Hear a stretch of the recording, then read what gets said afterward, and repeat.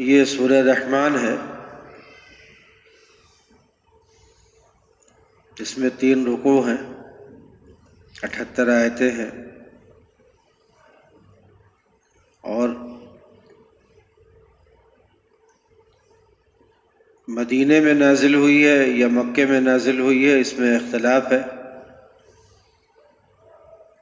بعض مفسرین نے اس کو کہا ہے کہ یہ مدینے میں نازل ہوئی ہے، اسی لیے قرآن پاک میں اس کو مدنی لکھ دیتے ہیں، لیکن بعض مفسرین نے ترجیح دی ہے اس بات کو کہ یہ مکے ہی میں نازل ہو گئی تھی، اس لیے کہ نبی کریم صلی اللہ علیہ وسلم نے سورہ رحمان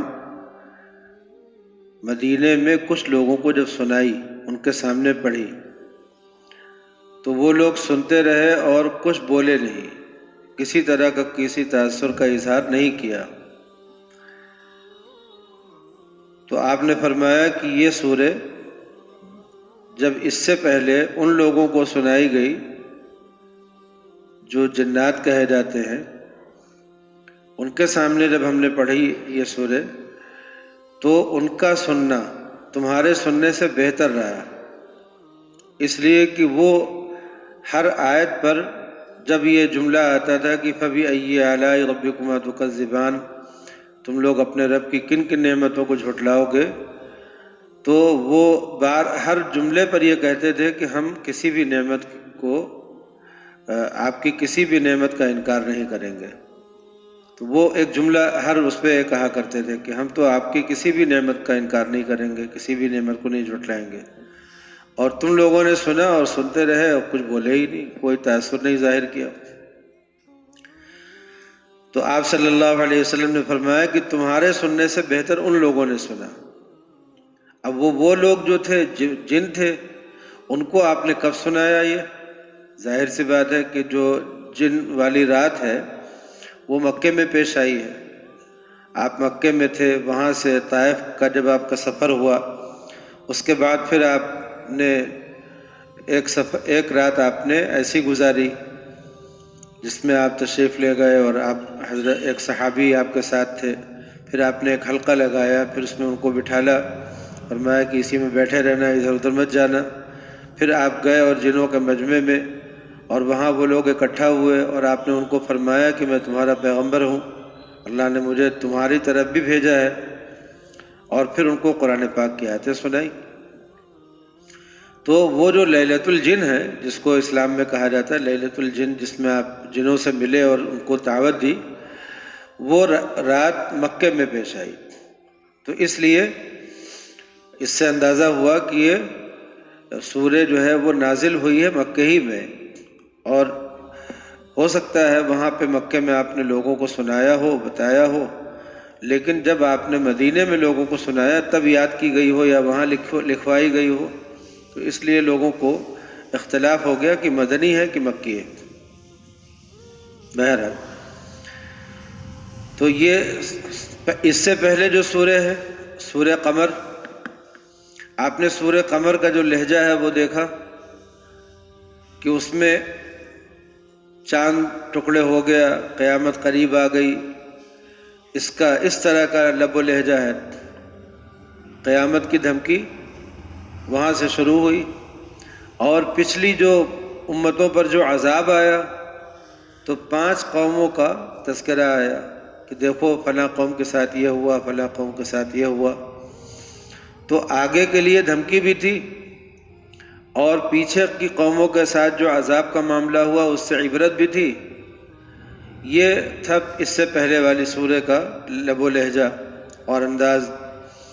اور یہ جو سورہ شروع ہو رہی ہے یہ الرحمن سے شروع ہو رہی ہے۔ الرحمن کس کو کہتے ہیں؟ اللہ کا ایک ذاتی نام ہے، وہ تو ہے اللہ، اور کچھ اللہ کے صفاتی نام ہیں۔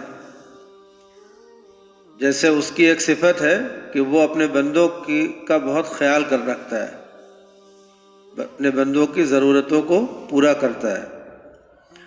تو اس اعتبار سے وہ رحیم ہے کہ وہ سب کی ضرورتوں کا خیال کرتا ہے، ان کو پورا کرتا ہے۔ اگر یہ چیز جو ہے وہ ایسے ہو جائے کہ ہمیشہ پورا کرتا ہے، جب ضرورت ہوتی ہے تب پورا کرتا ہے، تو اس معنی کر رحیم ہے، لیکن اس معنی کر کہ وہ اپنے بندوں کی تمام ضرورت پوری کرتا ہے، کوئی ضرورت بھی اس کے علاوہ کوئی نہیں پوری کر سکتا، اس اعتبار سے وہ رحمان ہے،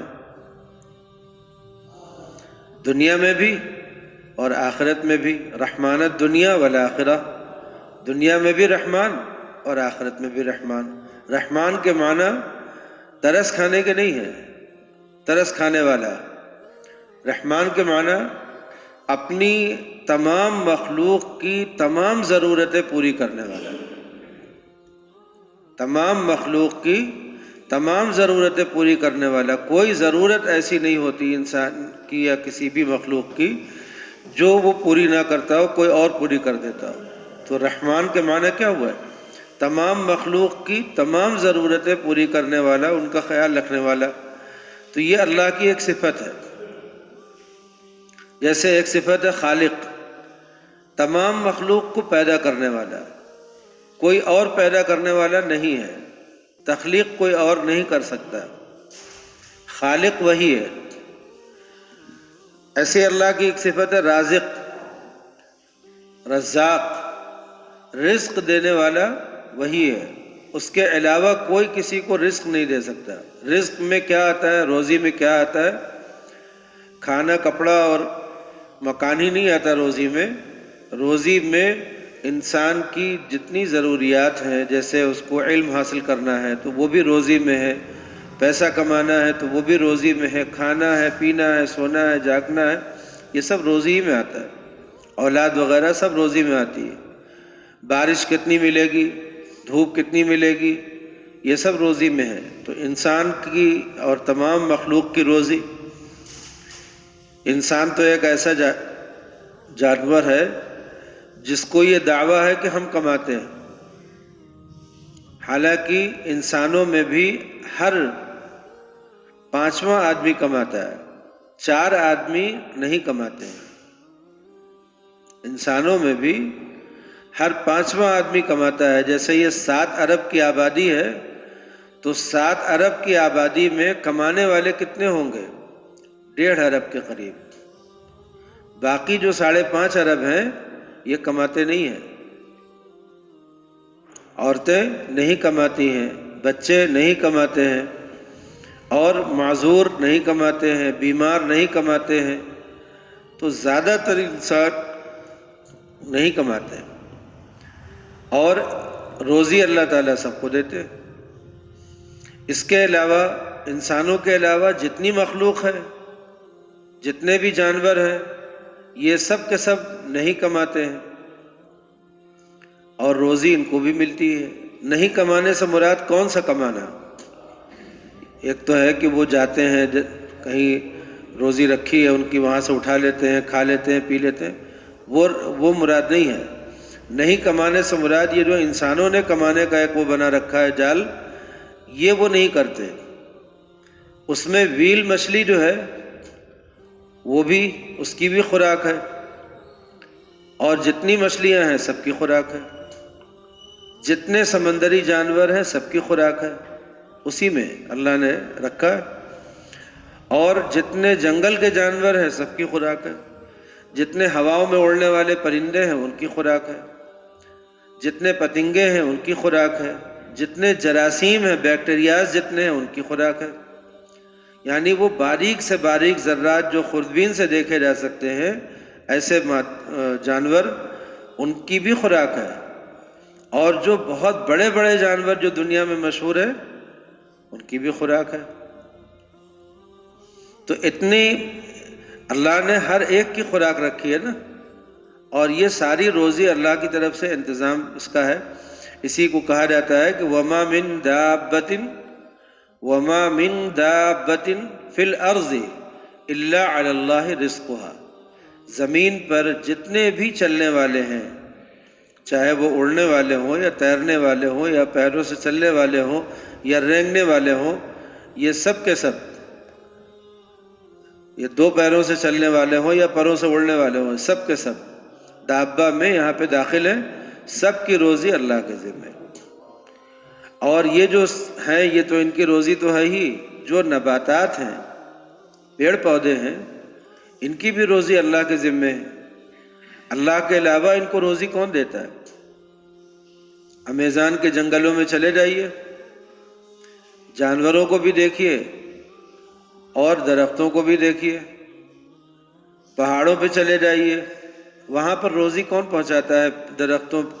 درختوں کو اور پیڑ پودوں کو، ان کو روزی کون دیتا ہے؟ تو اللہ ہی دیتا ہے نا. تو اللہ کا ایک نام تو ذاتی ہے، اللہ. اس نام کو دنیا میں کسی بھی زبان میں ترجمہ نہیں کیا جا سکتا، کسی بھی زبان میں، اس لیے کہ اس کا کوئی ترجمہ ہے ہی نہیں، اس کا کوئی مطلب مفہوم نہیں ہے. یہیں سے ایک بات یاد آ گئی، لوگ اللہ کو ایشور کہتے ہیں، گاڈ کہتے ہیں کسی اور زبان میں. اس پر ایک علماء میں بحث ہوئی کہ کیا اللہ کو یہ کہنا درست ہے؟ گاڈ کہہ سکتے ہیں، ایشور کہہ سکتے ہیں؟ اس کا جواب یہ ہے کہ نہیں کہہ سکتے، اس لیے کہ جو مفہوم اللہ کا ہے، جو مصداق اللہ کا ہے، وہ مصداق گاڈ کا نہیں ہے، وہ مصداق فادر کا نہیں ہے، وہ مصداق ایشور کا نہیں ہے، وہ بھگوان کا نہیں ہے. اب کسی کا بھگوان کھانا کھاتا ہے، شادی کرتا ہے، بچے پیدا کرتا ہے، تو اللہ نہیں کر سکتا نا. یہ اللہ نہیں کر سکتا، یہ جملہ غلط ہوا، اللہ نہیں کرتا ہے نا یہ. تو اللہ یہ ساری چیزیں ان سے پاک ہے نا، وہ ہر عیب سے پاک ہے.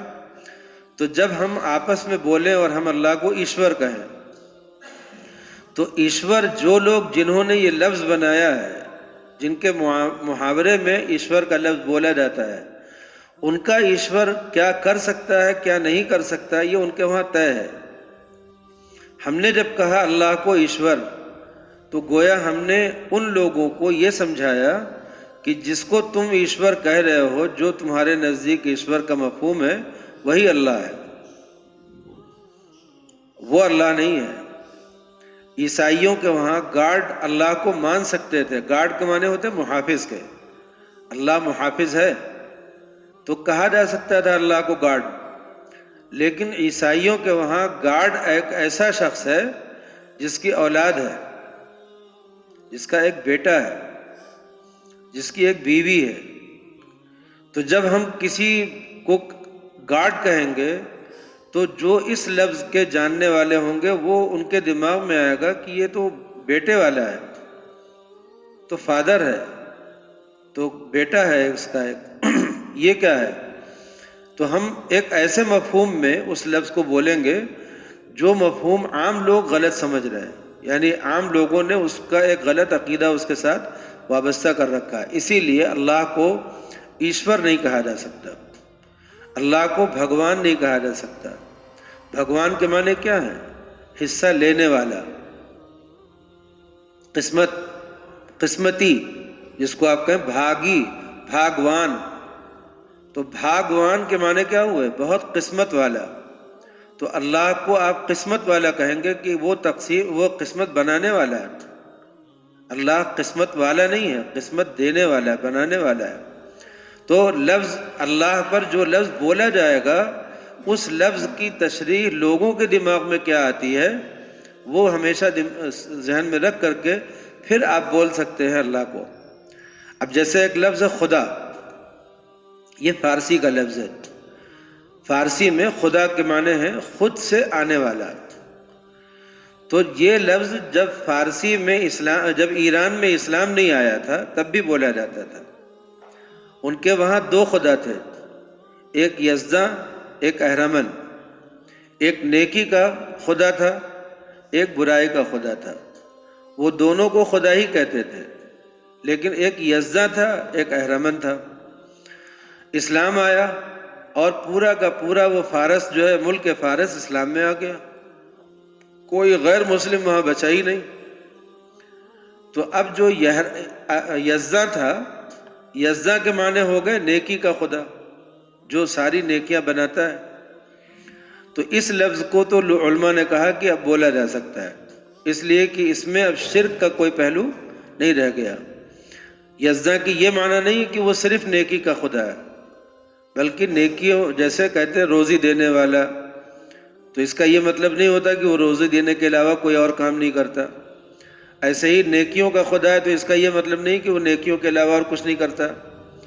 تو یزداں کا اسلامی مفہوم آ گیا، اس لیے اللہ کو یزداں کہنا درست ہو گیا۔ اہرمن کہنا درست نہیں ہوا، اہرمن نہیں کہہ سکتے اللہ کو، حالانکہ اس کے معنی کیا ہے؟ برائیوں کا خدا، لیکن اہرمن کہنا درست نہیں ہوا اس لیے کہ اس میں بے ادبی ہے۔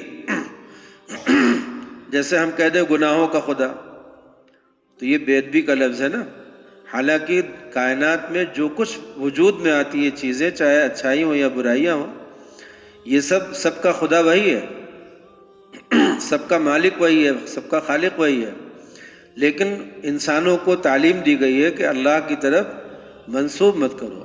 جیسے ہم سے گناہ ہو تو ہم کیا کہیں گے کہ یا اللہ آپ نے ہم سے گناہ کروایا؟ یہ نہیں کہیں گے نا، ہم کہیں گے یا اللہ ہم سے گناہ ہوا۔ اور اگر ہم سے نیکی ہو تو کیا کہیں گے؟ یا اللہ آپ نے ہم سے نیکی کروائی، یہی کہیں گے نا۔ یہ نہیں کہیں گے ہم نے نیکی کی، ہم نہیں کہیں گے۔ نیکی ہوگی تو کہیں گے یا اللہ آپ نے کروا دی، برائی ہوگی تو کہیں گے ہم سے ہو گئی۔ یہ ایک ادب ہے، ورنہ عقیدے کے اعتبار سے لا حول ولا قوت الا باللہ میں عقیدہ سکھایا گیا کہ کوئی گناہ اور کوئی نیکی جو کچھ دنیا میں ہوتا ہے سب اللہ کے ہی کرنے سے ہوتا ہے۔ تو اس لیے ایک تعلیم ہے ادب کی، تو اس ادب کی تعلیم کے پیش نظر اہرمن کہنا جائز نہیں اور یزداں کہنا جائز ہے، اس لیے کہ اس یزداں کا مفہوم اس یزداں کا مفہوم نہیں رہ گیا جو ایرانی لوگ بولتے تھے، اس کا وہ مفہوم ہو گیا جو اسلام میں بولا جاتا ہے، اسی لیے اللہ کو یزداں کہنا درست۔ اب دیکھیے خدا میں کیا ہوا، خدا بھی ایک لفظ تھا جس کے معنی ہے خود سے ہونے والا، اللہ کی یہی شان بھی ہے، وہ خود سے ہے، تو اس لیے خدا میں تو کوئی خرابی تھی نہیں لفظ میں معنی میں، لیکن جب تک یہ ایران کے مشرک لوگ بولتے تھے تو ان کے وہاں خدا کا تصور تھا کہ ایک خدا نیکی کا ہوتا ہے، ایک برائی کا ہوتا ہے، ایسا ہوتا ہے ویسا ہوتا ہے، تو وہ جو شرک والا عقیدہ تھا اس وقت تک خدا اسی معنی میں تھا، لیکن جب وہ پورا کا پورا فارس مسلمان ہو گیا اور عقیدہ صحیح ہو گیا، اب خدا کے معنی وہ ہیں جو اللہ کے معنی ہیں، تو اس لیے خدا کا لفظ بولنا درست ہو گیا۔ یہی چیز ایشور میں بھی ہے، ایشور میں بھی اگر ایشور کا جو مجھے لفظی معنی ہے سنسکرت کا وہ مجھے نہیں معلوم ہے کہ ایشور کے لفظی معنی کیا ہیں، لیکن اگر اس سے کوئی ایسا مفہوم پیدا ہوتا ہو جو اللہ کے لیے بولا جا سکتا ہو، جیسے روزی دینے والا یا سب کو پالنے والا یا جیسے کہتے ہیں نا پالن ہار، تو اگر اسی طرح کا کوئی مفہوم اس سے ادا ہوتا ہو اور پورا کا پورا جو سنسکرت بولنے والے لوگ ہیں یہ سب کے سب اسلام میں داخل ہو جائے، ان میں سے کوئی غیر مسلم نہ رہے اور یہ اصطلاح بدل جائے، اب ایشور جب بولا جائے تو اس سے مراد اللہ ہو اس کے تمام عقائد کے ساتھ، کوئی اور خدا کی طرف دماغ نہ جائے جو انسانوں نے بنایا ہے، ایسے کسی خدا کی طرف دماغ نہ جائے تو ایشور بھی بول سکتے ہیں۔ یہ سمجھ گئے نا مسئلہ؟ لفظ ایشور یا لفظ بھگوان یا ایسا کوئی بھی لفظ جو کسی دوسری زبان کا ہو اور جب وہ بولا جاتا ہو تو اس لفظ کو کے معنی جاننے والے لوگ اس سے ایک الگ طرح کا خدا مراد لیتے ہوں، اس لفظ سے اللہ کو نہیں پکارا جا سکتا۔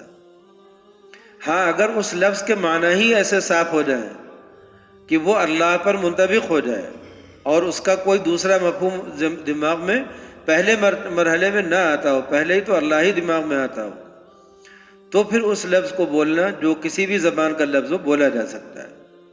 جیسے گارڈ ہے، گارڈ کے معنی کیا ہے؟ محافظ کے، حفاظت کرنے والا۔ اللہ کی ایک صفت کیا ہے؟ حفاظت کرنے والا۔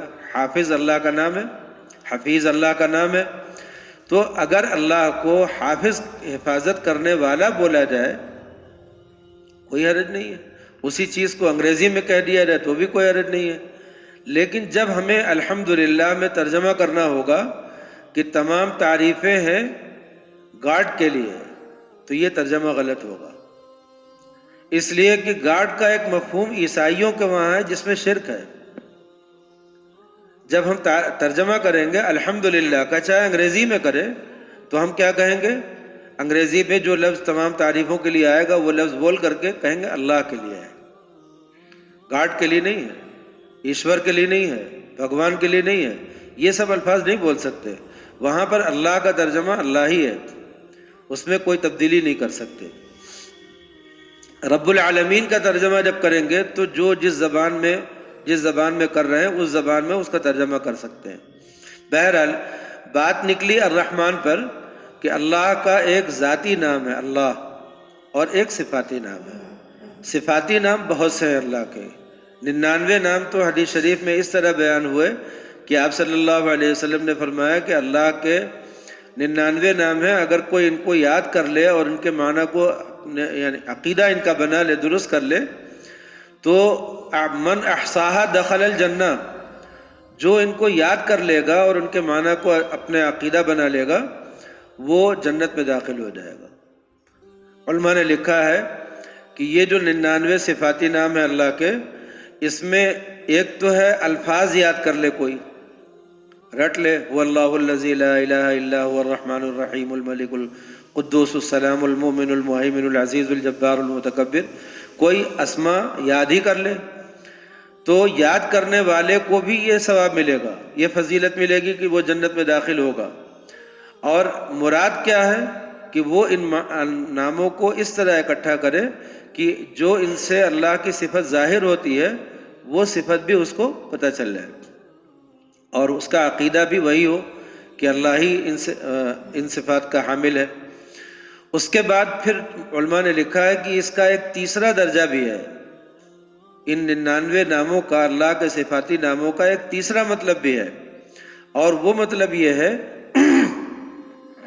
من احصاها کا مفہوم یہ ہے کہ جس نے اللہ کے ان صفاتی ناموں میں غور کیا اور ان صفتوں میں سے جو صفت اس کے ساتھ، یعنی وہ بندہ جس صفت کے ساتھ متصف ہو سکتا ہے، اس نے وہ اپنے اندر وہ صفات پیدا کرنے کی کوشش کی۔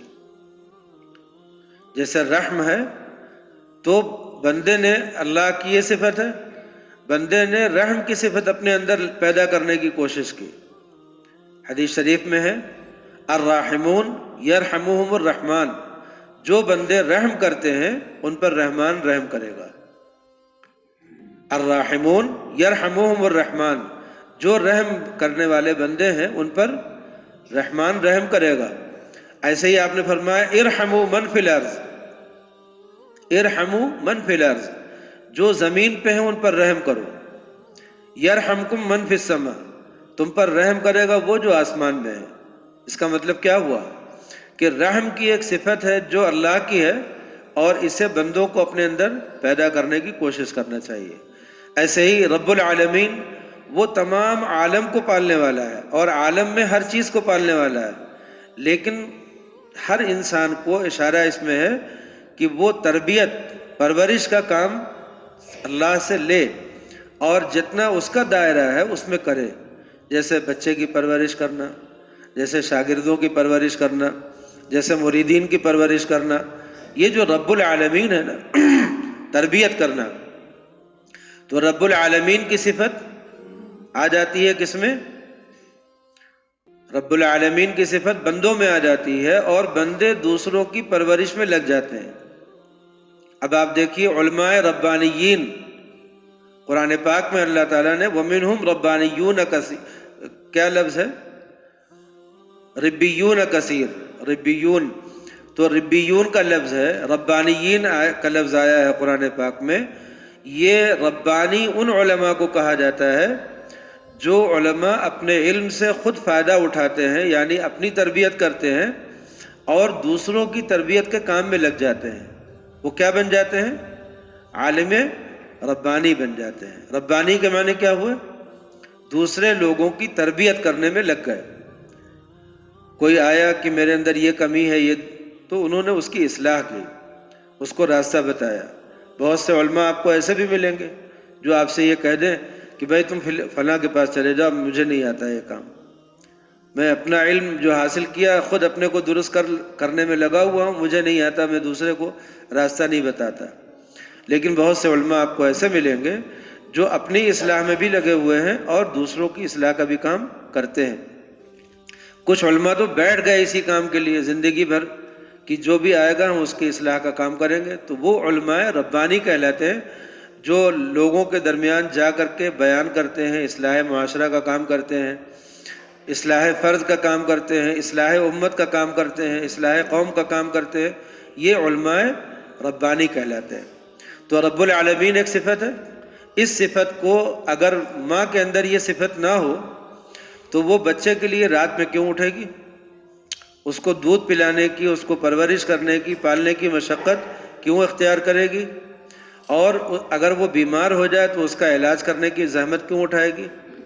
تو ماں کے اندر بھی ربوبیت کی صفت ہوتی ہے، باپ کے اندر بھی ربوبیت کی صفت ہوتی ہے، پیر کے اندر بھی یہی صفت ہوتی ہے، استاد کے اندر بھی یہی صفت ہوتی ہے، تبھی یہ لوگ کچھ کرتے ہیں۔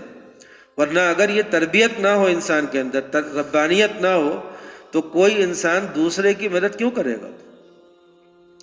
بچھو کے بچے جو ہوتے ہیں اپنی ماں کا پیٹ پھاڑ کر کے آتے ہیں، ماں مر جاتی ہے، بچے ٹہلتے ہیں، اور ایک بچھو دوسرے بچھو کی کبھی مدد نہیں کرتا، کسی کام نہیں آتا۔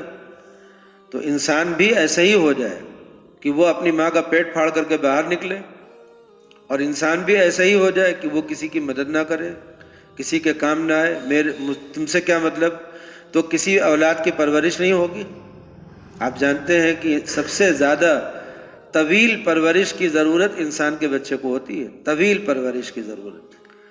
25 سال تک کے بچے ہو جاتے ہیں، اس وقت تک ان کو اپنے ماں باپ کی تربیت کی ضرورت رہتی ہے، شادی ہونے تک، علم حاصل کرنے تک۔ کہاں، کچھ لوگ تو اس سے زیادہ مدت تک اپنے ماں باپ کی تربیت لیتے رہتے ہیں۔ تو یہ جو تربیت کا نظام ہے یہ بندوں میں منتقل ہوتا ہے، ربوبیت کی صفت، ایسے ہی رحمانیت کی صفت، ایسے ہی کریم ہونا۔ اللہ کریم ہے، بغیر کسی استحقاق کے سب کو نعمتوں سے نوازتا ہے۔ ایسا نہیں کہ اللہ نے کسی کا ادھار لے رکھا ہے کہ دے رہا ہو بدلہ چکا رہا ہو، خود ہی پیدا کیا، خود ہی سب کو نعمتوں سے نوازتا ہے، خود ہی سب کی مدد کرتا ہے، کریم ہے وہ۔ وہ بدلہ نہیں مانگتا کہ ہم کو اس کا بدلہ چاہیے، وہ دے دیتا ہے اور اس کے بدلے میں عوض میں کچھ نہیں مانگتا۔ تو یہ صفت کریمی جو ہے بندے میں بھی ہو جائے کہ بندہ بھی کسی بندے کی مدد کرے تو وہ اس کے بدلے میں اس سے کچھ نہ چاہے۔ جیسے ہوتا ہے ہم زکوٰۃ اس کو دیں گے جو ہماری خدمت کرے گا، ہم زکوٰۃ اس کو دیں گے جو ہماری تعریف کرے گا، ہم زکوٰۃ اس کو دیں گے جو ہمارے کام آئے گا۔ اب ایک آدمی ہے غریب ہے، اس کو مدد کی ہم نے، اس نے کسی موقع پہ ہماری برائی کی، اب ہمارے کان میں بات پڑ گئی، ہم نے کہا اب تو اس کو زکوٰۃ نہیں دیں گے۔ یہ چیز جو ہوتی ہے یہ صفت کریمی نہیں نہ ہوئی۔ اللہ تعالیٰ کی دشمنی لوگ کرتے ہیں، اللہ تعالیٰ کی مذمت لوگ کرتے ہیں، برائی کرتے ہیں، اس کے باوجود اللہ تعالیٰ سب کو نعمتیں دیتے رہتے ہیں۔ تو کریمی کا مطلب یہ ہوا کہ ہم کسی کے عوض کے، یعنی کسی عوض کے اس میں نہیں دے رہے ہیں، کسی کو مدد کر رہے ہیں، کسی کی یوں ہی کرتے ہیں، وہ کوئی بدلہ نہیں چاہیے، نہ تعریف چاہیے اس کے بدلے میں، نہ تمہاری نصرت و مدد چاہیے، نہ کسی طرح کا کوئی اچھا جملہ چاہیے، کچھ بھی نہیں چاہیے، بالکل ہر طرح سے بے نیاز ہو کر کے تمہاری مدد کی۔ نبی کریم صلی اللہ علیہ وسلم نے اس کی بھی تعلیم کی۔ ایک صحابی آئے، کہنے لگے میں اپنے رشتہ داروں کی مدد کرتا ہوں اور وہ مجھے برا بھلا کہتے ہیں۔ آپ نے فرمایا کہ یہ سمجھا کرو کہ تم نے ان کے منہ میں راکھ ڈالی ہے، کسی کے منہ میں راکھ ڈال دو گے تو گالی بکے گا تم کو۔ تو کبھی اپنے کسی رشتہ دار کی مدد کر کے اس سے تعریف کی امید ہی مت باندھو۔ یہ سمجھو کہ جیسے تم نے مدد نہیں کی ہے، اس کو مارا ہے تم نے، اس کے منہ میں راکھ ڈال دیا ہے، تو اس کا نتیجہ کیا ہوگا؟ انتظار کرو کہ ہو سکتا ہے وہ تم کو اب گالی دے، غصہ کرے، اور نہ کرے تو اچھا ہے، بہت اچھا ہے بھائی، بڑا آدمی ہے، نہیں اس نے کچھ تم کو کہا سنا۔ تو اپنے رشتہ داروں کی مدد کرو، لیکن ان سے کسی طرح کی کوئی امید مت رکھو۔ آپ نے فرمایا صل من قطعک، جو تم سے رشتہ توڑے اس سے جوڑو، صل من قطعک، جو تم سے رشتہ توڑے اس سے جوڑو۔ آپ نے فرمایا کہ اگر تم سے کوئی رشتہ جوڑ رہا ہے اور تم نے اس سے اپنا رشتہ جوڑنے کی کوشش کی تو یہ تو بدلہ ہوا۔ جو رشتہ تم سے توڑنا چاہتا ہے تمہارا رشتہ دار، تم اس سے جوڑو، اس کے دروازے پہ جا کر کے بیٹھ جاؤ، اس سے اپنے کو کہو کہ ہم یہ رشتہ ختم نہیں ہونے دیں گے، چاہے میری جائیداد چلی جائے، کچھ ہو جائے، تو اس رشتے کو برقرار رکھنے کی کوشش کرو، سلمن قطع۔ اور آپ نے کیا فرمایا؟ واعف عمن ظلمک، تمہارے اوپر کسی نے ظلم کیا ہے تم اس کو معاف کرو۔ یہ کیا ہے؟ کریمی تو نہیں ہے؟ کریمی اسی کو تو کہتے ہیں کہ جو تم پر ظلم کرے اس کو معاف کرو۔ نبی کریم صلی اللہ علیہ وسلم نے فرمایا کہ شوہر دو طرح کے ہوتے ہیں، ایک کریم ہوتا ہے، ایک لئیم ہوتا ہے۔ کریم کے مقابلے میں لئیم، گھٹیا، جو ہر چیز بدلے کے لیے کرتا ہے۔ تو آپ نے فرمایا کہ ایک کریم ہوتا ہے، ایک لئیم ہوتا ہے۔ لئیم کیا کرتا ہے؟ اپنی بیوی پر چڑھا رہتا ہے، غالب رہتا ہے، اس لیے کہ بیوی نے ایک سنایا، اس نے دو سنا دیا، اس نے ایک غلطی کی، اس نے دو تھپڑ مار دیا۔ ہمیشہ اپنی بیوی پر غالب رہتا ہے اور ظالم رہتا ہے۔ اور کریم کیا ہوتا ہے کہ اگر بیوی نے کبھی کچھ کہا بھی تو نظر انداز کر دیا، اس کی چیزوں کو برداشت کرنا۔ جیسے کوئی طاقتور پہلوان کو اگر کوئی کمزور آدمی جا کر کے دو چار مکے مار دے تو وہ طاقتور پہلوان ایسے دیکھتا ہے، نظر انداز کرتا ہے کہ ایک مکے کا تو ہے ہی ہے، ابھی ایک مکہ کھائے گا تو مر ہی جائے گا، تو طاقتور پہلوان اس کو ہٹا دیتا ہے، جاؤ یہاں سے، لڑتا نہیں ہے، اس لیے کہ اس میں اس کی توہین ہے، اس پہلوان کی توہین ہے کہ اتنے کمزور آدمی سے تم لڑے کیسے؟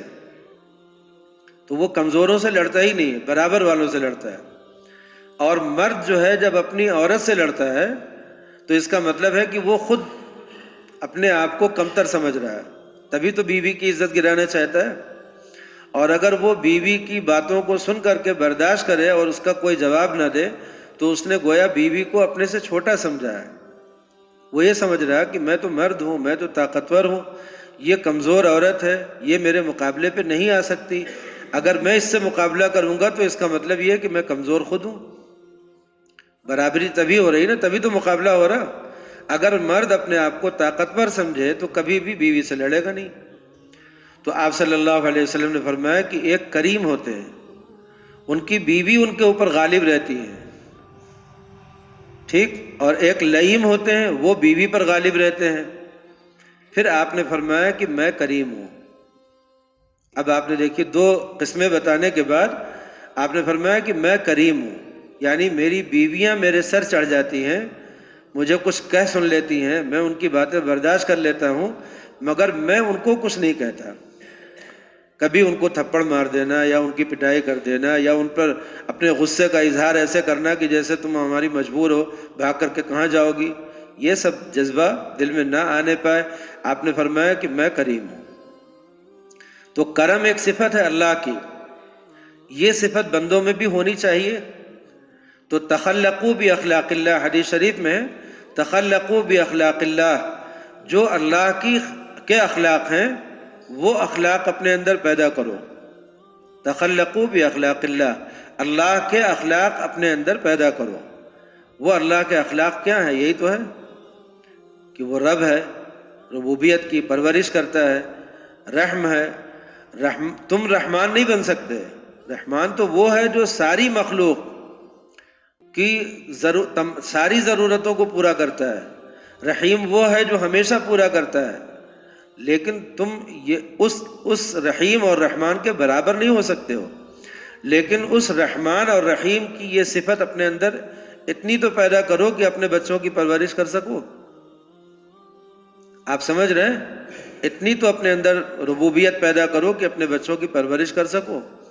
دیکھیے جیسے سورج تو کوئی آدمی نہیں بن سکتا، دنیا میں کوئی چیز یہ سوچے کہ میں سورج بن جاؤں تو یہ نہیں ہو سکتا، لیکن وہ ایک شیشہ ہوتا ہے، جاذب شیشہ جو ہوتا ہے، وہ کیا کرتا ہے؟ سورج کی روشنی کو اپنے اندر جذب کرتا ہے، اور اس کے بعد نیچے کوئی کاغذ رکھا ہو، اس کے اوپر جب اس کو آپ تھوڑی دیر رکھیں وہ اس کو جلا دیتا ہے۔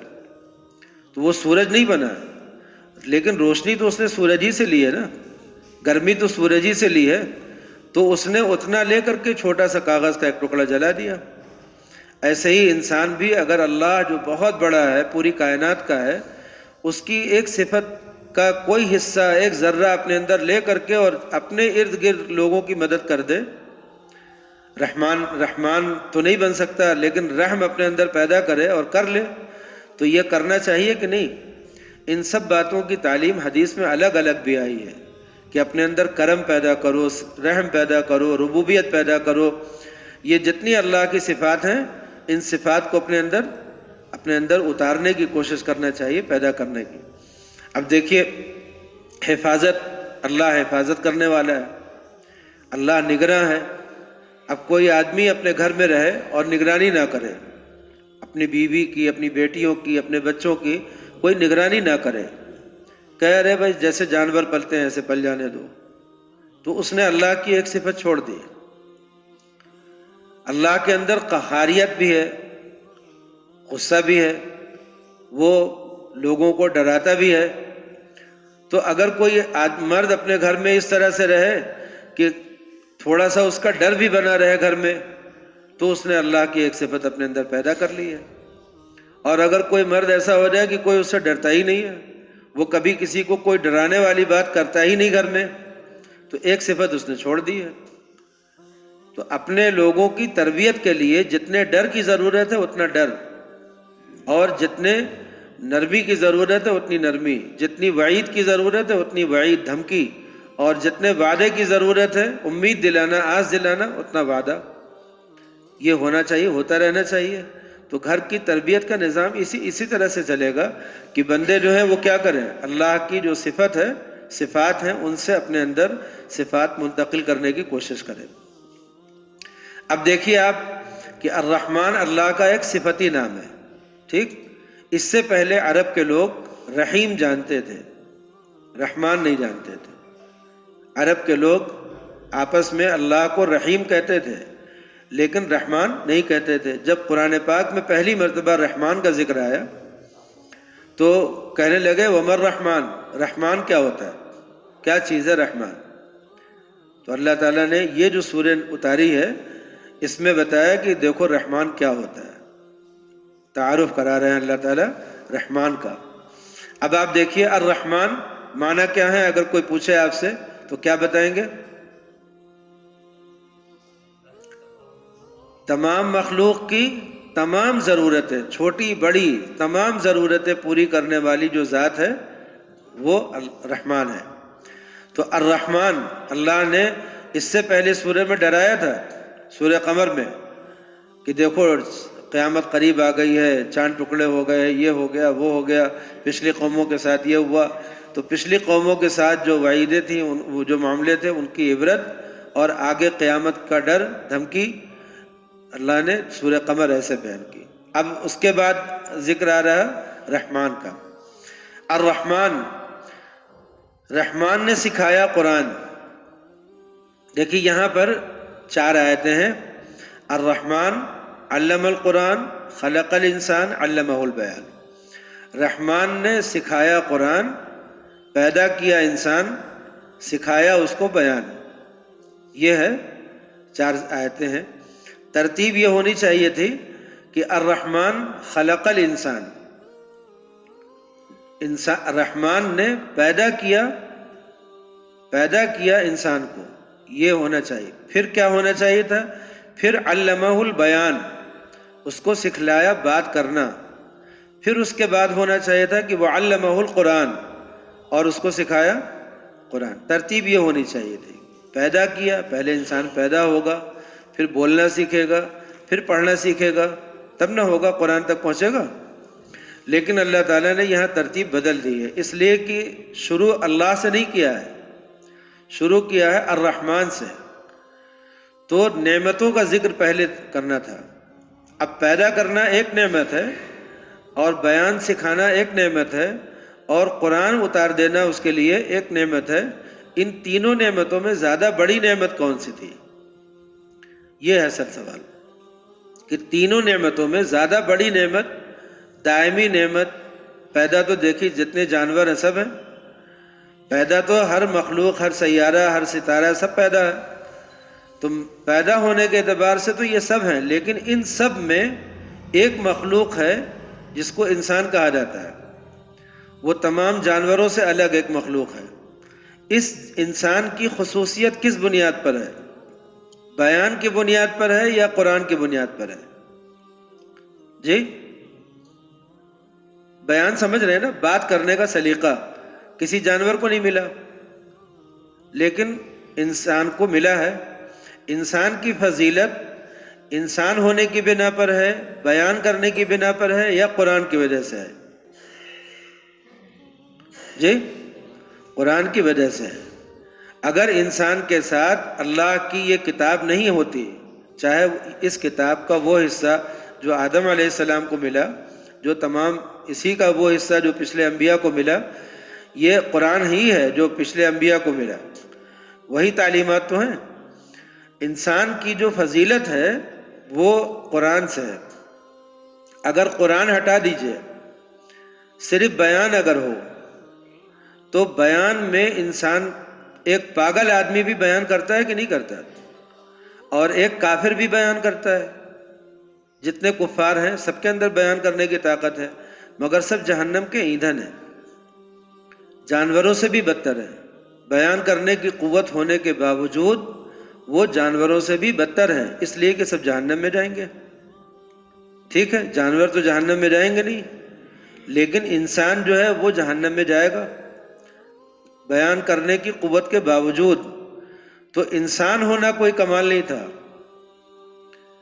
بیان کرنا بھی کوئی کمال نہیں ہے۔ کمال یہ تھا کہ اس انسان کو اللہ نے نعمت قرآن سے نواز دیا ہے، اس قرآن کی بدولت یہ جنت میں جائے گا اور ایک دائمی زندگی سے ہمکنار ہوگا۔ اس کے علاوہ جتنی مخلوق ہے سب ختم ہو کر کے مٹ جائے گی، اور یہ انمٹ ہو جائے گا، یہ کبھی فنا نہیں ہوگا۔ تو کبھی فنا نہ ہونا یہ قرآن کی وجہ سے ہے یا انسان ہونے کی وجہ سے؟ قرآن ہونے کی وجہ سے، قرآن کی وجہ سے ہے نا۔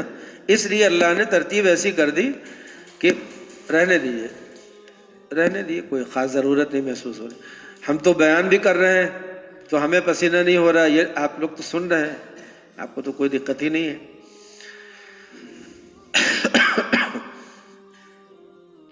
اب آپ نے دیکھا نا کہ الرحمن، یہاں پر اگر یہ ہوتا کہ اللہ، تو اللہ نے جو بھی پیدا کرنا بھی اس کا ایک کام ہے، انسان بنانا بھی اس کا ایک کام ہے، بیان سکھانا بھی اس کا ایک کام ہے، تو سارے کام ترتیب سے بیان ہو جاتے۔ لیکن اللہ نے اپنا نام یہاں پر الرحمن رکھا کہ میری ایک صفت ہے، میں اپنی تمام مخلوق کی تمام ضرورتیں پوری کرتا ہوں۔ تو یہاں پر نعمتوں کا بیان اصل میں ہونا تھا۔ اصل بات یہ ہے کہ نعمتوں کا بیان ہونا تھا، کہ اس سورے میں نعمتوں ہی کا بیان ہے، اور آپ کو قدم قدم پر یہ سوال ملے گا کہ کن کن نعمتوں کا انکار کرو گے، کن کن نعمتوں کو جھٹلاؤ گے۔ تو نعمتیں دینا کس کا کام ہے؟ رحمان کا نا۔ ساری نعمتیں جو دی ہیں اللہ نے اپنی اسی صفت رحمانیت کے وجہ سے تو دی ہے۔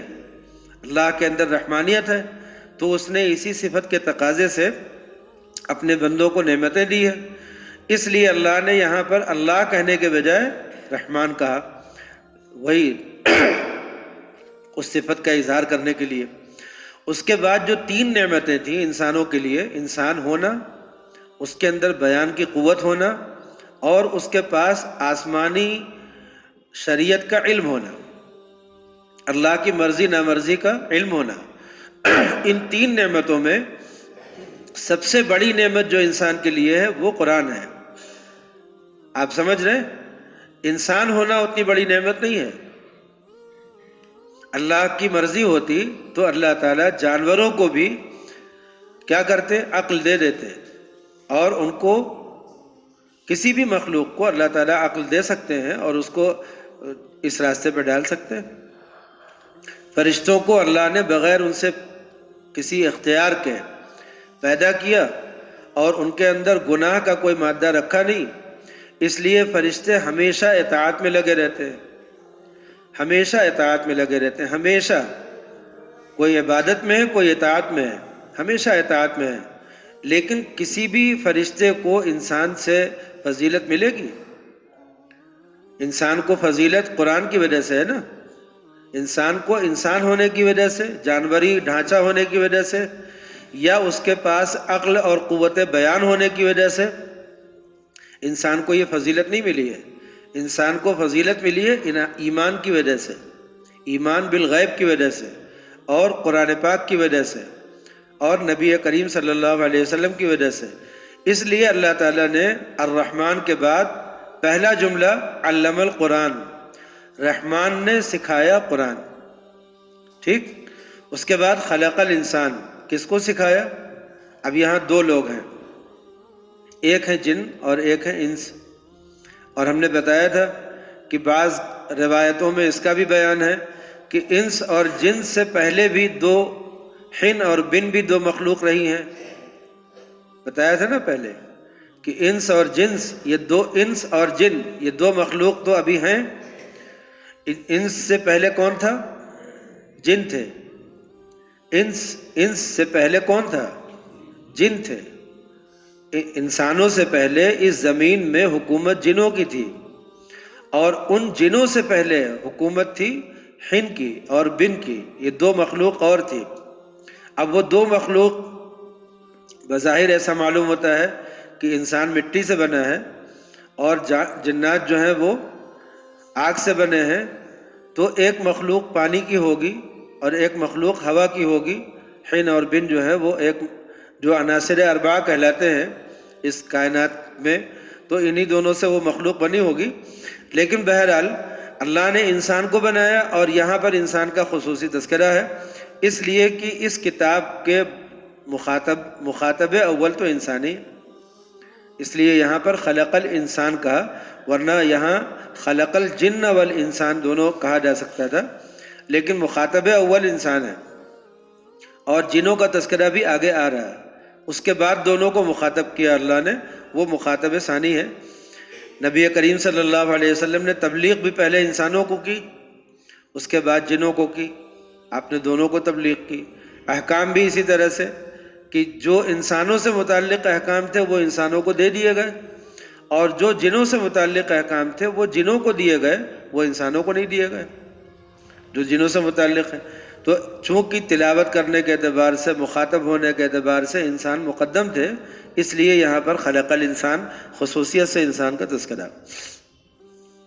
علمہ البیان، اسے بیان کرنے کی طاقت دی۔ بیان کرنے کا مطلب کیا ہوتا ہے؟ میرے دل میں جو مضامین اٹھ آ رہے ہیں ان مضامین کو میں آپ کے دل تک پہنچا دوں۔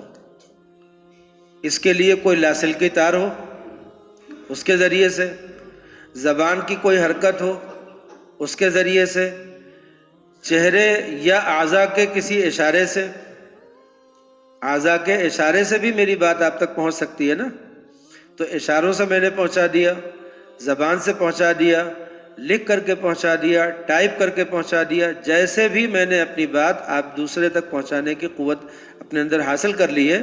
یہ صفت انسانوں کے علاوہ اور کسی مخلوق کو نہیں ملی، ٹھیک ہے۔ لیکن اگر کوئی انسان ہو اور اس کے اندر بیان کی قوت بھی ہو، وہ اپنی بات دوسروں سے کہہ سکتا ہو، سمجھا سکتا ہو، اپنے جذبات، اپنے خیالات اور اپنے مقاصد، اپنے عزائم دوسروں کو دے سکتا ہو، بتا سکتا ہو، یہ سب کرنے کے باوجود کیا انسان کامیاب ہے؟ نہیں کامیاب ہے، جب تک کوئی وہ قرآن کے ساتھ وابستہ نہ ہو۔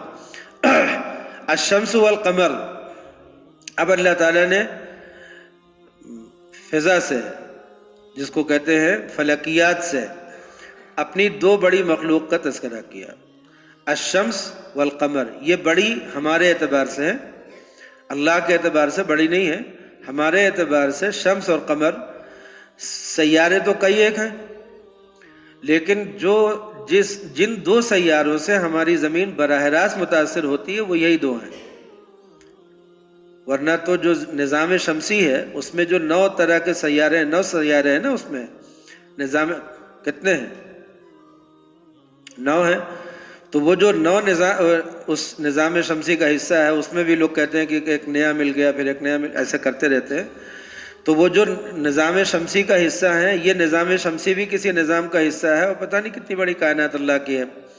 لیکن ہماری زمین میں جو موسمی اثرات آتے ہیں اور اس کے جو براہ راست اثرات ہمارے جسم میں پڑتے ہیں، دل دماغ میں آتے ہیں، وہ انہی دونوں سیاروں کے ساتھ زیادہ ہے۔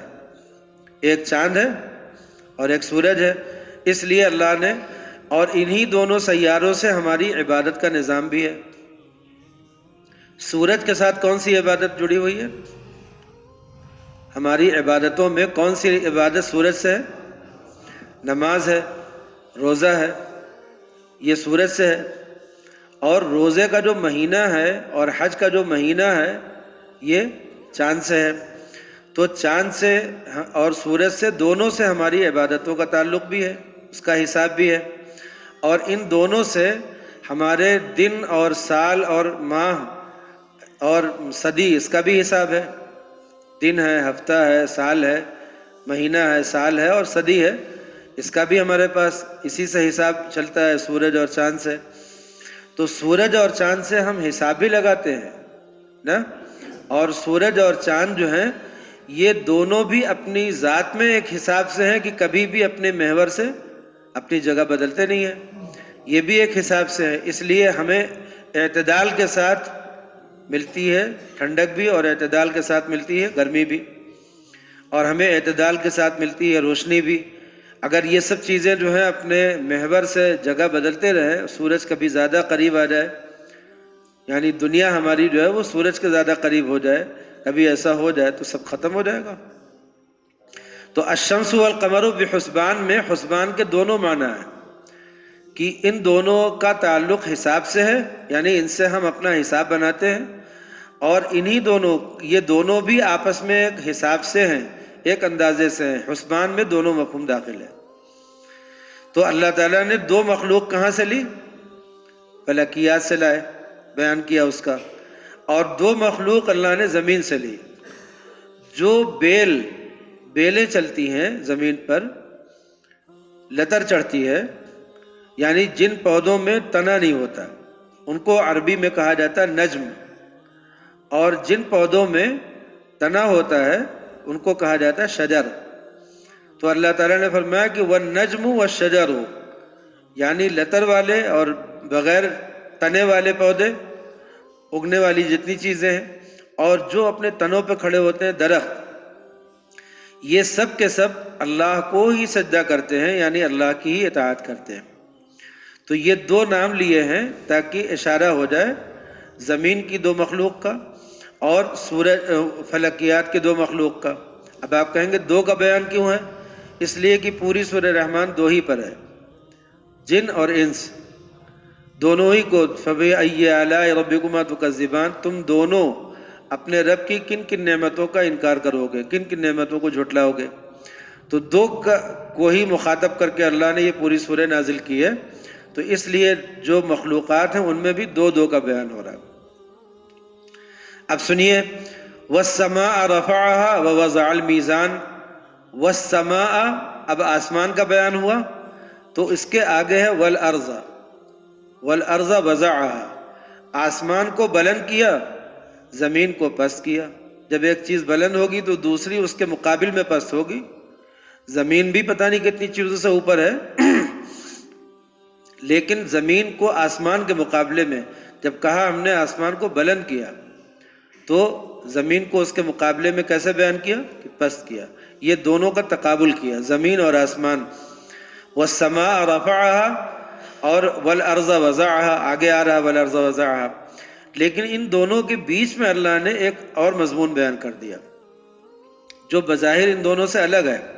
فرماتے ہیں ووضع المیزان، اور رکھ دیا ہے ایک ترازو، بنا دیا ہے آسمان اور وہ بلند کر دیا ہے آسمان اور پست کر دیا ہے زمین، اور ان دونوں کے بیچ میں رکھ دیا ہے ترازو۔ اب یہ ترازو کون سا ہے؟ ایک ترازو وہ ہے جو قیامت میں ہوگا، میزان۔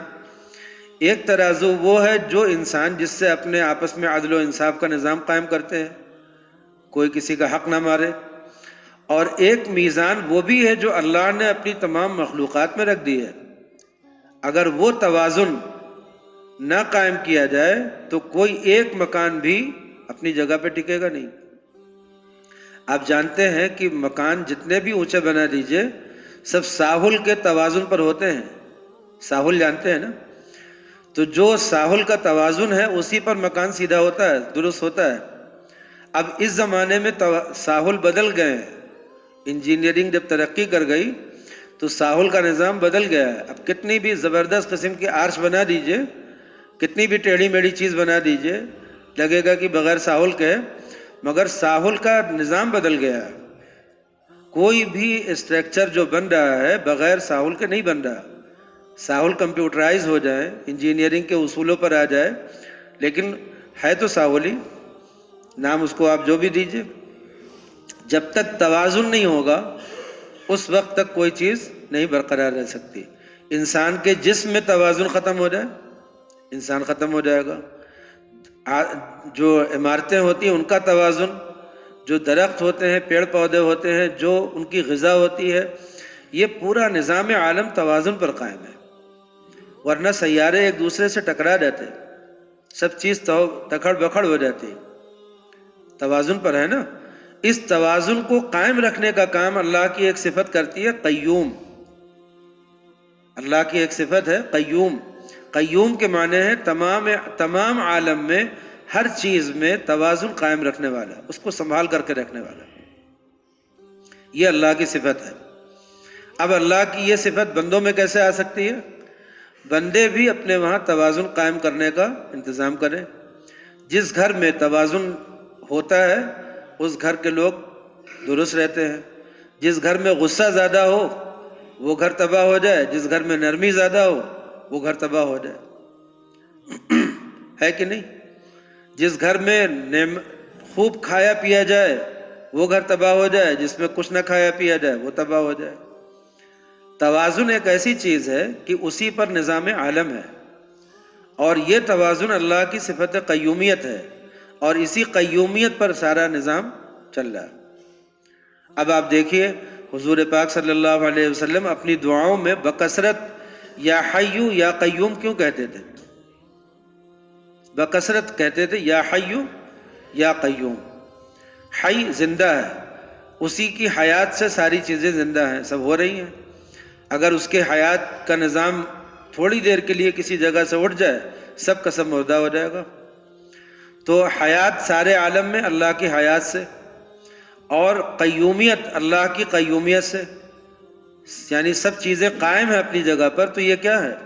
قیومیت کی وجہ سے. نبی کریم صلی اللہ علیہ وسلم کو اس صفت کا اتنا زیادہ استحضار تھا کہ جب بھی دعا مانگتے تھے تو بکثرت کہتے تھے یا حیو یا قیوم، یا حیو یا قیوم. اسی لیے علماء نے لکھا ہے کہ حی اور قیوم یہ اللہ کے اسم اعظم ہے. علماء نے بہت سے نام لیے ہیں، رحمان کو بھی کہا ہے، رحیم کو بھی کہا ہے، اللہ کو بھی کہا ہے، حی اور قیوم کو بھی کہا ہے. لیکن زیادہ تر لوگوں کی رائے کیا ہے کہ حی اور قیوم جو ہے وہ وہی اسم اعظم ہے. تو ہم لوگ حی اور قیوم رٹتے ہیں، رٹ کر کے بولتے ہیں، اور جو عارف باللہ ہوتے ہیں وہ پہچان کر کے بولتے ہیں. عارف باللہ جو ہوگا جب اس زمین پر کھڑا ہوتا ہے تو اس کو یہ لگتا ہے کہ یہ زمین کیوں نہیں گر جاتی، اس کو سنبھالا ہے اللہ نے. جیسے ہم کھڑے ہوں زمین پر تو ہمیں لگتا ہے ہم تو زمین پہ ٹکے ہوئے ہیں. پرندہ جو ہے جب فضا میں اڑتا ہے ہم تعجب کرتے ہیں یہ فضا میں اڑ کیسے رہا. پھر ہم ایک سائنس ڈھونڈ کر کے لاتے ہیں کہ اس کا توازن ہے، یہ ہے، وہ ہے، پر ہے، ایک سائنس ڈھونڈتے ہیں اس کی نا. لیکن جو عارف باللہ ہوتے ہیں ان کو معلوم ہے کہ یہ سارے توازن اللہ کے ایک اشارے پر ہیں. ایک اشارہ ہوگا اور القاریہ ہو جائے گا، ایک کھڑکھڑا دینے والی بات ہو جائے گی. ایک توازن ہے جو اللہ کے اشارے پر ہے، اور اللہ کا اشارہ جن لوگوں کو اس کا استحضار ہو گیا وہ رات میں بھی ڈرتے ہیں اور دن میں بھی ڈرتے ہیں. وہ اس زمین پر چلتے ہوئے ان کو یہ اطمینان نہیں ہوتا کہ میں دھرتی ماں کی گود میں ہوں. وہ جانتے ہیں کہ یہ دھرتی ماں جو ہے یہ خود کسی کی گود میں ہے، اس کے اشارے پر ہے. یہ دھرتی ماں نہیں ہے، اصل پیدا کرنے والا تو کوئی اور ہے. تو وہ جانتے ہیں کہ یہاں سکون نہیں ملے گا، نہ فضا میں اڑ کر کے سکون ملے گا، نہ زمین پہ رہ کر کے سکون ملے گا. کہتے ہیں نا کہ کیا کہتے ہیں لوگ، کہتے ہیں کہ مر کے بھی چین کیا ہے جی. لوگ کہتے ہیں کہ چین نہیں پایا تو مر جائیں گے، اور مر کے بھی چین نہیں پایا تو کدھر جائیں گے. مر کے بھی چین نہیں پایا تو کدھر جائیں گے؟ تو یہ سمجھ لیجئے اس بات کو کہ اس دنیا میں جو عارف باللہ ہوتے ہیں، اللہ کو پہچانتے ہیں، ان کو مخلوق کا ہر ذرہ اللہ ہی تک پہنچاتا ہے۔ وہ کبھی بھی نہ زمین پہ بھروسہ کرتے ہیں، نہ آسمان پہ بھروسہ کرتے ہیں، نہ وہ کسی مخلوق پہ بھروسہ کرتے ہیں۔ ان کو معلوم ہے کہ اللہ کے ایک اشارے پر سب کچھ ادھر سے ادھر ہو سکتا ہے۔ چلیے، والنجم والشجر یسجدان، تو بے تنے والے پودے اور تنے دار درخت یہ سب کے سب اللہ کو سجدہ کرتے ہیں۔ دو مخلوق کا بیان ہو گیا۔ والسماء رفعها، اور آسمان کو اللہ نے بلند کیا۔ اب یہ بلند کرنا جو ہے، کوئی آدمی آج کل کی سائنس پڑھ کر کے کہہ سکتا ہے کہ بلند کرنا کیا چیز ہوتی ہے؟ بلند کرنے کے معنی تو ہے جو اپنے محاورے میں اپنے سے اوپر، یہی نہ ہے؟ اپنے محاورے میں جو اپنے سے اوپر ہو وہ بلند ہے، جو اپنے سے نیچے ہو وہ نیچے ہے۔ تو وہ جب ہم کہتے ہیں کہ زمین کے نیچے ہے تو اس کا مطلب نیچا ہے، یا ہمارے پیروں کے نیچے ہے، اور جب ہمارے سر کے اوپر ہو تو ہم کیا کہیں گے؟ اوپر ہے۔ تو جو ہمارے محاورے میں آسمان ہے وہ اللہ نے بیان کیا ہے۔ ہم چاہے زمین کسی بھی دائرے میں اپنے کسی بھی جگہ پر ہو، ہر حال میں ہمارے سر سے اوپر جو ہوگا وہ اوپر ہی ہے نا؟ چاہے ہم اس وقت یہاں ہیں اور زمین گھوم جائے اور ہم بظاہر ابھی اس وقت کے اعتبار سے نیچے چلے جائیں، لیکن ہر حال میں جہاں بھی ہم رہیں گے ہمارے سر سے اوپر جو بھی ہوگا وہ اوپر ہی کہلائے گا نا۔ تو آسمان کی وہ فضا جو ہے، جو ابھی ہمارے سر پر ہے، جس وقت رات ہوگی وہ اس وقت وہ فضا سر پر نہیں ہوگی، الگ الگ ہوگی، لیکن ہر حال میں آسمان تو اوپر ہی ہوگا نا، اور ہر حال میں پیر سے نیچے جو کچھ ہوگا وہی تو نیچے ہوگا۔ تو والسماء رفعها، آسمان کو اس نے بلند کیا، ووضع المیزان، اور اس نے ایک ترازو رکھ دی ان دونوں کے بیچ میں، اللہ تطغوا فی المیزان۔ اب اسی جب ترازو کی بات آ گئی تو اللہ تعالیٰ نے اسی مناسبت سے ایک حکم بھی دے دیا، فرمایا کہ دیکھو تم کو ترازو سے ہی کام کرنا ہے، اس لیے کہ عدل قائم کرنا ہے۔ عدل صفت اللہ کی ہے کہ وہ اپنی مخلوق میں عدل کرتا ہے، یہ صفت بندوں میں بھی اپنے اندر آنا ہے، عدل کرنا ہے ہمیں، ورنہ تو نظام عالم بگڑ جائے گا اگر عدل نہیں ہوگا تو اللہ تعالیٰ نے فرمایا اللہ تطغوا فی المیزان، دیکھو ناپ تول میں کمی مت کرنا۔ ابھی تو بیان ہو رہا تھا وہ آسمان کا اور زمین کا، لیکن جب بیچ میں میزان کا بیان آ گیا تو اسی کے ساتھ اللہ نے ایک حکم بھی دے دیا کہ دیکھو ناپ تول میں کمی مت کرنا۔ وَأَقِيمُوا الْوَزْنَ بِالْقِسْطِ، پھر حکم دے رہے ہیں کہ دیکھو جب بھی کوئی چیز تولو، وزن کرو، تو اس کو انصاف کے ساتھ بالکل درست طریقے سے تولنا۔ وَلَا تُخْسِرُوا الْمِيزَانَ، اور ڈنڈی مت مارنا۔ یہ جو اقیم الوزن ہے، وزن کو درست کرو۔ اب یہ وزن تولنے والی چیز ہے، کچھ چیزیں ناپ کر کے ہوتی ہیں، کچھ میٹر سے لی جاتی ہیں، ملی میٹر وغیرہ جو ان کا اپنا ایک سسٹم ہوتا ہے۔ تو کچھ چیزیں ایسی ہوتی ہیں جیسے ٹمپریچر وغیرہ جو ہوتے ہیں، ان کو ناپنے کا ایک طریقہ ہوتا ہے۔ لیکن آپ جانتے ہیں اسلام میں اس سے بھی زیادہ آگے کی بات بتائی گئی ہے۔ یہ سب چیزیں تو مادی ہیں، محسوس ہوتی ہیں۔ اسلام میں اس سے بھی زیادہ آگے کی بات بتائی گئی ہے، وہ یہ ہے کہ تم اپنی اولاد میں، جن کے ساتھ روزانہ اٹھنا بیٹھنا ہے، ملنا جلنا ہے، اپنی بیویوں میں، اپنے معاشرے میں کسی کے ساتھ دل دماغ میں بھی ناانصافی مت کرو۔ وہ جو دماغ کے اندر انصاف ہوتا ہے، آپ صلی اللہ علیہ وسلم نے فرمایا کہ ایک آدمی جب تم سے آ کر کے اپنی بات کہے تو اس کی فریاد سن کر کے، اس کا مقدمہ سن کر کے، اپنے دل دماغ میں بھی دوسرے کے بارے میں کوئی فیصلہ مت کر لینا کہ دوسرے نے غلط ہی کیا ہوگا۔ ہو سکتا ہے اس کا بیان غلط ہو سکتا ہے اس نے سمجھا غلط ہو سکتا ہے اس سے زیادہ قوی دلیل اس کے پاس ہو اپنے فیصلے کے لیے، اپنے معاملے کے لیے۔ تو آپ صلی اللہ علیہ وسلم نے فرمایا کہ دو آدمیوں کے درمیان کا جب معاملہ ہو، ایک آدمی کی بات سن کر کے کبھی اپنے دماغ میں فیصلہ مت کرنا۔ تو اب دیکھیے، ایک آدمی کی بات سن کر کے فیصلہ نہ کرنا، یہ وہ اسی عدل کی طرف اشارہ ہے جو ہمارے دماغ میں عدل ہونا چاہیے۔ اور آپ دیکھیں گے اسلامی تعلیمات میں سب سے بڑی تعلیم اسلام میں ہے وہ عدل کی ہے۔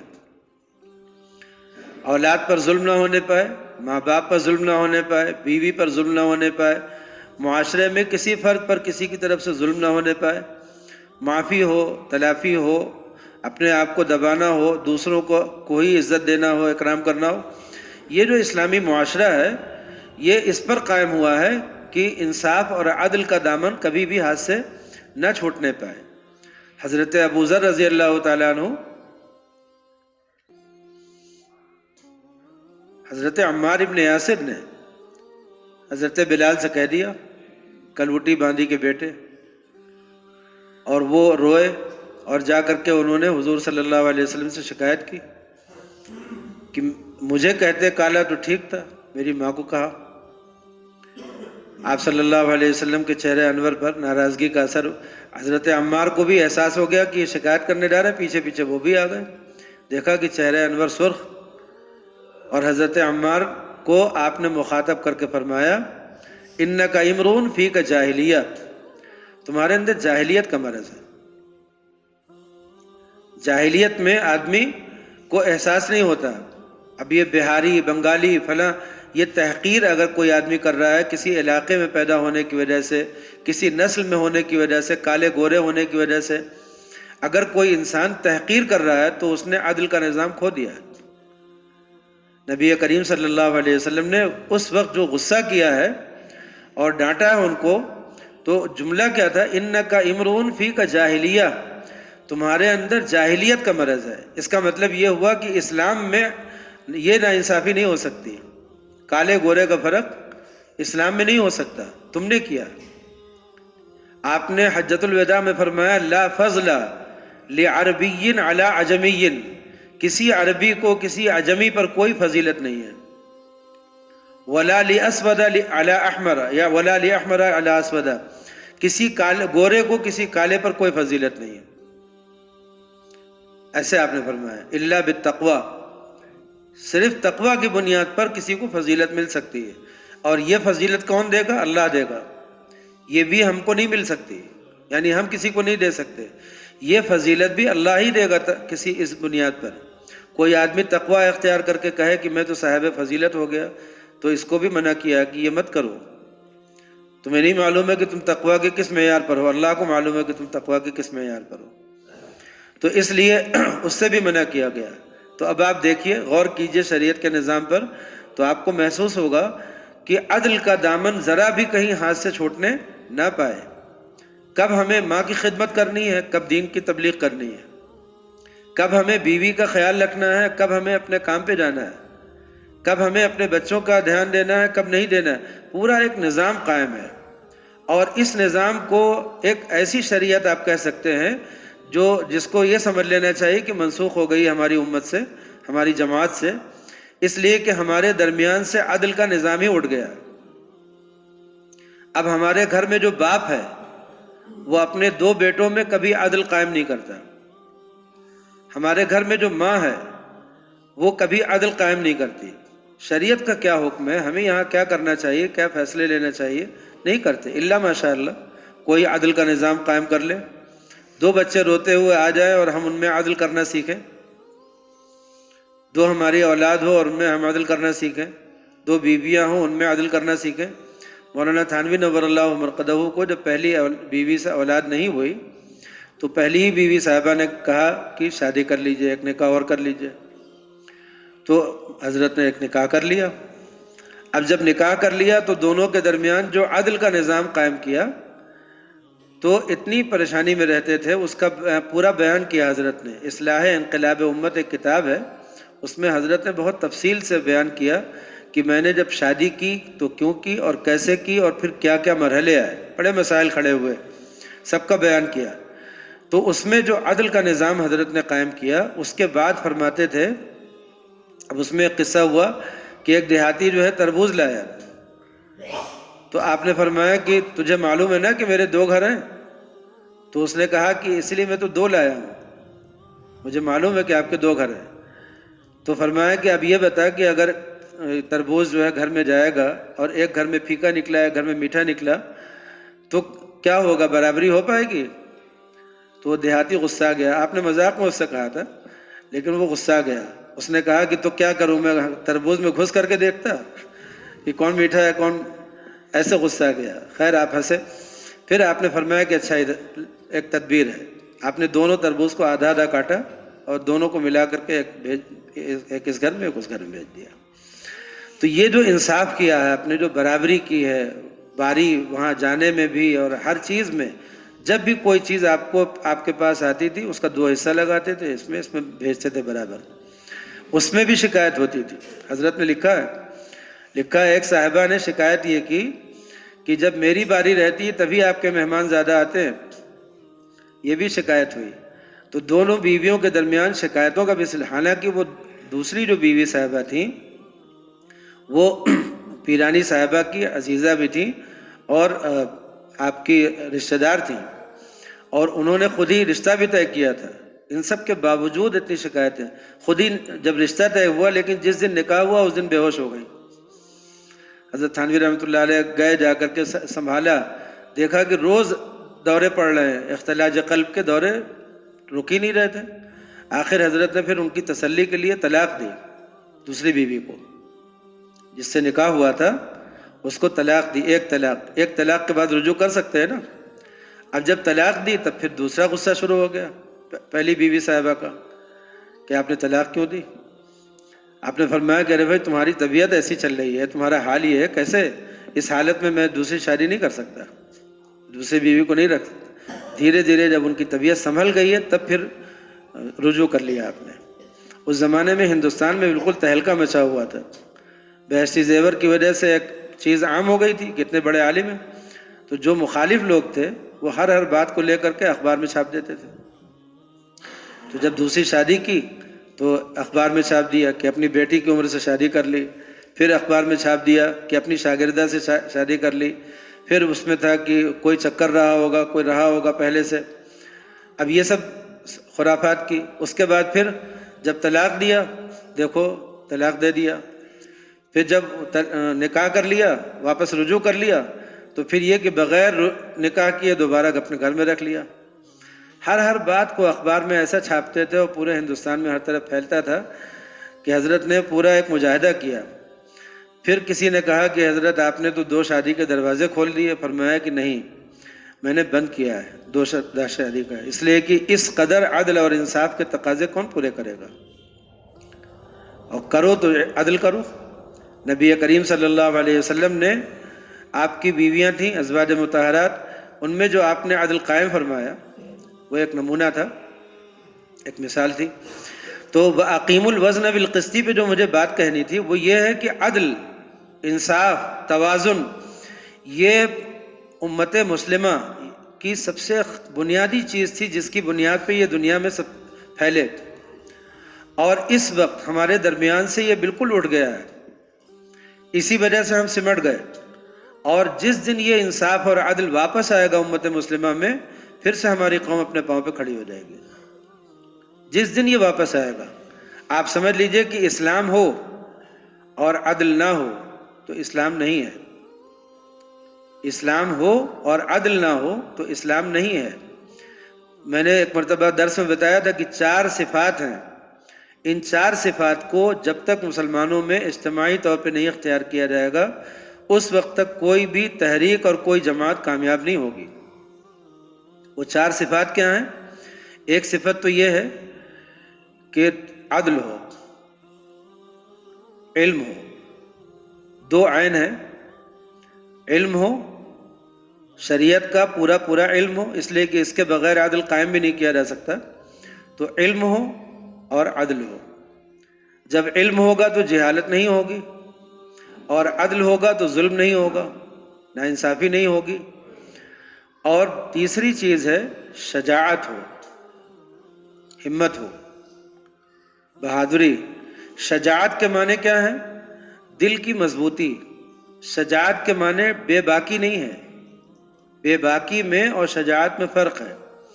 شجاعت میں یہ ہوتا ہے کہ آدمی کا دل مضبوط ہے، وہ گھبراتا نہیں کسی چیز سے، لیکن وہ عقل سے کام لیتا ہے کہ ہمیں اس وقت کودنا چاہیے میدان میں کہ نہیں کودنا چاہیے. وہ اس احتیاط کے ساتھ، ساری تدابیر کے ساتھ، بندوبست کے ساتھ اترتا ہے. شجاع جو ہوتا ہے وہ عقل کے ساتھ ہوتا ہے. اور جو بے باک ہوتا ہے وہ بے عقلی کے ساتھ ہوتا ہے. بس کسی نے پکارا میدان میں کود پڑے، چاہے مرے چاہے جیے، چاہے خود مرے چاہے ان کے بیوی بچے مرے چاہے کوئی اور مرے، کسی سے کیا لینا دینا. تو بے باکی نہیں، شجاعت شجاعت میں عقل ہوتی ہے. اور تیسری چیز ہے عفت. عفت کے معنی صرف یہ نہیں ہے کہ دوسری لڑکیوں سے الگ رہیں. عفت میں کے مفہوم میں داخل ہے پیٹ کی شہوت اور شرمگاہ کی شہوت. ان دونوں شہوتوں سے کو درست کرنا، ختم کرنا نہیں، ان دونوں شہوتوں کو درست کرنا، یعنی شریعت کے مطابق ان کو اختیار کرنا، اور جہاں پہ شریعت نے منع کیا ان سے رک جانا. یہ کیا کہلاتا ہے؟ عفت کہلاتا ہے. عفت، شجاعت، عدل اور علم، ان چار صفات کو اپنی قوم میں پیدا کیے بغیر کوئی بھی تحریک کامیاب نہیں ہو سکتی. نبی کریم صلی اللہ علیہ وسلم کی تاریخ پہ نظر ڈالیے. آپ نے اپنی قوم کے لوگوں کو، جب ایمان لوگوں میں آ گیا تو آپ نے ان کے اندر کیا پیدا کیا؟ یہی چاروں صفات پیدا کی. جب یہ چاروں صفات صحابہ میں پیدا ہو گئی تو وہ دنیا کی کسی بھی قوم کے مقابلے میں کھڑے ہونے کے لیے تیار ہو گئے. اگر ان میں سے کوئی ایک صفت بھی نہ ہو تو آدمی بزدل ہو جائے گا، کمزور ہو جائے گا اور اپنے گھر سے چپک کر کے بیٹھ جائے گا. سمجھ رہے ہیں نا؟ یہ چاروں صفات اعلیٰ درجے کی پیدا کرنا ہو بغیر پیدا کیے ہوئے. اور چلیے واقیم الوزن، اور اپنے وزن کو درست کرو. وزن سے مراد یہاں صرف تول نہیں ہے بلکہ ناپنے کا ہر پیمانہ، چاہے وہ زمین کو ناپنے کا پیمانہ ہو، چاہے کپڑے ناپنے کا ہو، چاہے وہ ٹمپریچر ناپنے کا ہو، ہر پیمانہ جتنا بھی ہے. وَأَقِیمُوا الْوَزْنَ بِالْقِسْطِ، انصاف کے ساتھ وزن کو درست کرو. انصاف کے ساتھ درست کرنے کا مطلب کیا ہے؟ جو شرعی تقاضا ہو وہ کرو. وَلَا تُخْسِرُوا الْمِيزَانَ، اور اس میزان میں کمی بیشی مت کرو، یعنی ڈنڈی مت مارنا. ترازو، اس میں انسان کے جسم میں توازن ختم ہو جاتا ہے تو انسان بیمار ہو جاتا ہے، معاشرے میں توازن ختم ہو جاتا ہے، معاشرہ بیمار ہو جاتا ہے. وَالْأَرْضَ وَضَعَهَا، اور زمین کو اللہ نے بسط کیا مخلوق کے لیے. للانام، انام میں ساری مخلوق ہے، جو بھی زمین پر ہے وہ سب کے سب. فیہا فاکہۃ، اس زمین میں میوے ہیں.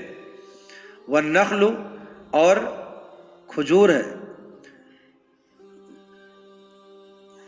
پردوں والی. پردوں والی کا مطلب کہ جس میں جی ہاں کور چڑھا ہوا ہو. تو والنخل ذات الاکمام، کہ وہ کھجور جن کے اوپر ایک پردہ چڑھ جاتا ہے، اس میں ان کی حفاظت رہتی ہے. والحب ذو العصف والریحان، اور دانے غلے جس میں سارے غلے آتے ہیں، چاول بھی ہے اور گیہوں بھی ہے اور چنا بھی ہے، سارے غلے ہیں. ذو العصف، بھوسی والے، جس میں بھوسی نکلتی ہے. بھوسی اس غلے کی محافظ ہوتی ہے، وہ پردے اس پھل کے محافظ ہوتے ہیں. والریحان، اور پھول. ریحان میں سارے پھول ہیں. کچھ لوگ کہتے ہیں ریحان سے مراد تلسی ہے، تلسی نہیں ہے، ریحان سے مراد ہر طرح کے پھول. تو اللہ نے اس زمین میں کیا بنایا؟ میوے بنائے اور کھجور بنائی. کھجور بھی میوے ہی میں آتی ہے، لیکن کھجور کا استعمال چونکہ میوے سے الگ ہٹ کر کے غذا میں بھی استعمال کر لیا جاتا ہے تو اس لیے اس کو خصوصیت سے الگ سے بیان کیا. اور مراد اس سے سارے پھل ہیں اور دانے ہیں، تو غلے سارے اور پھول سارے جتنے بھی ہیں. فَبِأَيِّ آلَاءِ رَبِّكُمَا تُكَذِّبَانِ، تو تم دونوں اپنے رب کی کن کن نعمتوں کو جھٹلاؤ گے. یہ آیت اس سورے میں 21 بار آئی ہے، بار بار آئی ہے. ایک ہی سوال بار بار کیا جائے تو کیسا ہے؟ اس سے کوئی فائدہ ہے؟ جی اصل میں ہر مرتبہ سوال بدلا ہوا ہے، ایک ہی سوال نہیں ہے. اب یہاں ان نعمتوں کا بیان ہے، ان نعمتوں کے بیان کے بعد پوچھا ہے کہ اب بتاؤ کس کس نعمت کو جھٹلاؤ گے. اس کے بعد اب دوسری نعمت کا بیان ہوگا، پھر پوچھیں گے کہ بتاؤ اب کس کس نعمت کو. تو ہر سوال میں وہ اس سے ارد گرد جو نعمت کا بیان ہوا اس کا سوال ہے. تو اللہ نے ہر نعمت کو الگ الگ ذکر کر کے اس کے بعد پوچھا ہے کہ بتاؤ اللہ کی ان نعمتوں کا انکار کر سکتے ہو، ان کو جھٹلا سکتے ہو. سورہ رحمان جو ہے یہ تو سمجھ لیجئے کہ سائنس کا پورا علاج ہے. سائنس کا جو رعب بیٹھا ہوا ہے دماغوں میں اور سائنس کا جو ایک جادو چل گیا ہے، یہ سورہ رحمان تو اس کا پورا علاج ہے. اسی لیے بعض لوگوں نے تجربہ کیا کہ بیماروں کے اوپر جب سورہ رحمان پڑھی گئی تو ان کو شفا ہوئی مرض سے. سائنس جب ہم بولتے ہیں لفظ تو اس کو بھی سمجھ لیجئے گا. ہمارے علماء نے اس کو بیان کیا ہے کہ فلسفہ جو پہلے چلتا تھا اس میں اور جو جدید سائنس ہے ان دونوں میں اسلام کے زیادہ قریب سائنس ہے. اس لیے کہ فلسفہ جو ہے وہ ساری عقلی ورزش تھی، دماغی ورزش تھی، اور سائنس جو ہے وہ پریکٹیکل ہے. پہلے ایک تھیوری ہوتی ہے، پھر اس کا ایک پریکٹیکل ہوتا ہے. تو ایک ثابت شدہ چیز جو ہوتی ہے، لیکن سائنس میں دو حصے ہیں، ایک ثابت شدہ حصہ اور ایک تھیوری کا حصہ. تو جب کوئی تھیوری قائم کی جاتی ہے، سائنس میں اصول ہے کہ پہلے کسی چیز کو بھی ماننے کے لیے ایک فرضی تھیوری بنائی جاتی ہے. تو جب ایک تھیوری قائم کی جاتی ہے تو اس تھیوری میں اور سائنس میں اسلام میں بہت ٹکراؤ ہوتا ہے. اور جب سائنس کسی چیز کو پروف کر دیتی ہے اس میں اور اسلام میں کبھی کوئی ٹکراؤ نہیں ہوا، آج تک نہیں ہوا. یہ دو الگ الگ چیزیں سمجھ لیجئے گا. جیسے سائنس یہ کہتی ہے کہ ہمیں مرنے کے بعد قیامت کے بارے میں نہیں پتہ. سائنس کہتی ہے کہ مرنے کے بعد انسان کہاں جاتے ہیں، کیا ہوتا ہے، ہمیں نہیں پتہ.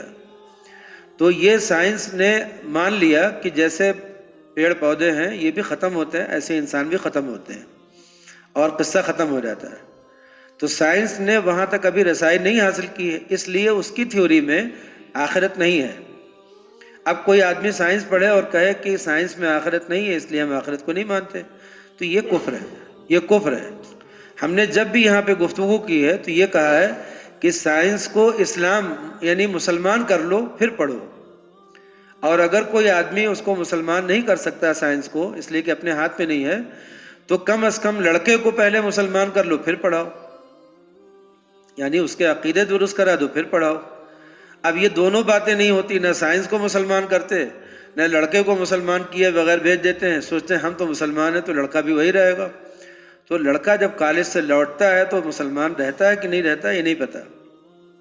اس کے دماغ میں جو خیالات آتے ہیں، جو وسوسے آتے ہیں، جو شبہات پیدا ہوتے ہیں، وہ کیا رہتے ہیں نہیں پتہ، اور غیروں سے سن کر کے اس کے دل میں کیا اثر پڑتا ہے وہ نہیں پتہ. اس لیے جب ہم یہ مضمون بیان کرتے ہیں تو اس کو خوب سمجھ لیا کیجیے گا. کبھی بھی یہ غلط فہمی نہ ہو کہ وہ کہہ رہے ہیں کہ سائنس مت پڑھو. یہ نہیں کہتے، سائنس پڑھو مگر اپنا اسلام محفوظ رکھ کر کے.